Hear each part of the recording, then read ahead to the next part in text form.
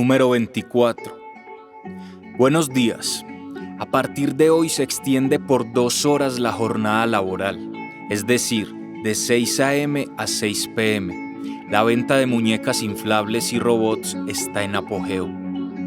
Queda estrictamente prohibido conversar o hacer chistes en esta empresa. Debemos estar a la altura que nos impone el mercado.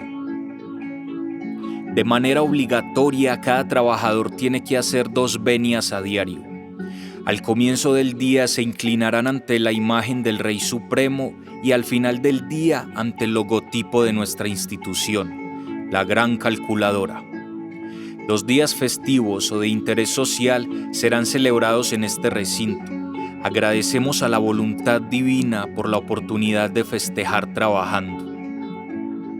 El trabajador que acumule 3 llegadas tarde será expulsado de la empresa sin derecho a salario. El Rey Supremo es el tiempo. El trabajador que se enferme debe compensar el tiempo de ausencia con horas extras de trabajo. La productividad es nuestra mejor carta de presentación. Según las últimas investigaciones, el cuerpo humano puede ingerir su comida en 10 minutos, así que de ahora en adelante el tiempo para almorzar es de 15 minutos. Los minutos que sobren se utilizarán para cepillarse los dientes.